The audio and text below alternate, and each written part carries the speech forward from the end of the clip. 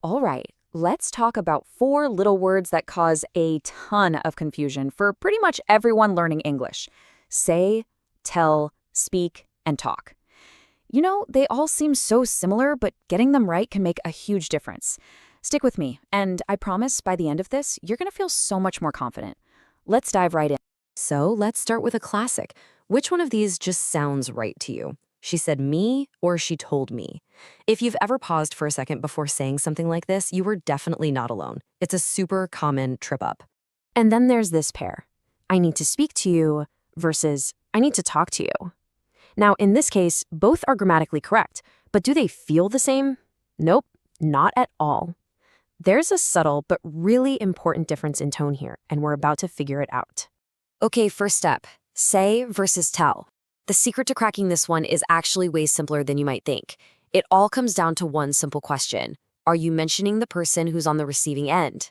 So here's the deal. We use say when we're focused on the what, the actual words somebody said. But we use tell when the focus is on the who, the person getting the message. Think of tell as literally handing information over to someone. Look at this example with say. I like tea, said Eliza. See? We're just reporting what she said. The focus is completely on her words, I like tea. Who she said it to, we don't know, and it doesn't matter for this sentence. But now, watch what happens when we swap in tell. Eliza told us. Boom. Suddenly, the listener, us, is a key part of the sentence. The focus isn't just on the words anymore. It's on the action of communicating to someone. And this, right here, is the golden rule you need to remember. If you mention the person who's listening, the object, you almost always have to use tell. The pattern is simple. Tell plus a person. She told me. He told the manager. You told them. It just works. So you might be wondering, can I ever add a person after say? Yes, you can, but you need a little helper word, to. You can't say, Eliza said us, but you can absolutely say, Eliza said to us. It's correct, just a little less direct than using tell. And just to make things interesting, English has some fixed phrases where tell is always the answer. You don't say a story, you tell a story. You tell a joke. You tell a lie. These are just combos you have to remember. Okay, time for a quick pop quiz. Let's see if you've got it. How do you fill in the blank here? Did Eliza you that she likes tea? Is it say or is it tell? Think back to that golden rule we just talked about. The answer is tell. Did Eliza tell you? And why is that? Because we have a person, you, sitting right after the blank. Tell plus person. See how that rule just clicks into place? Fantastic. All right, moving on to our second pair, speak versus talk. Now this one is a little different. It's not so much a strict grammar rule as it is about feeling, formality, and the situation you're in. Here's the main idea. Speak usually sounds more formal, more serious. Think business meetings, presentations, that kind of thing. Talk, on the other hand, is what we do every day. It's for casual, friendly conversations. For example, imagine saying this to your boss. I need to speak to you about the conference. Using speak here signals that this is a serious professional topic. It adds a bit of weight. But if you're planning a party for your mom with your sibling, you'd say, I need to talk to you. It's relaxed, it's collaborative, it's informal.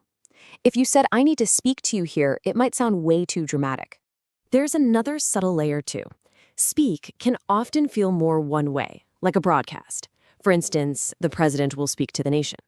But talk almost always implies a two-way street, a conversation, a back and forth between people. Now here's a very specific but super common scenario for you. When you're on the phone, especially in a more formal context like calling a business, the go-to word is speak. It's just the standard. And that's exactly why you hear things like, may I speak to Ahmed, please? And the response is always, who's speaking? You would just never hear someone say, who's talking in that situation. It's a solid rule of telephone English. Okay, now we're at what is probably the single, clearest, most unbreakable rule in this whole explainer. When it comes to one particular topic, there is zero guesswork. Only one of these words is ever correct. And here it is. When you are discussing languages, any language, you must always, 100% of the time, use the verb speak. Not talk, not say, not tell, just speak. So you'd say, Hiroshi speaks several languages, or you'd ask, do you speak Arabic? You would never ever say, do you talk Arabic? This is one rule you can totally rely on every single time. It's a game changer.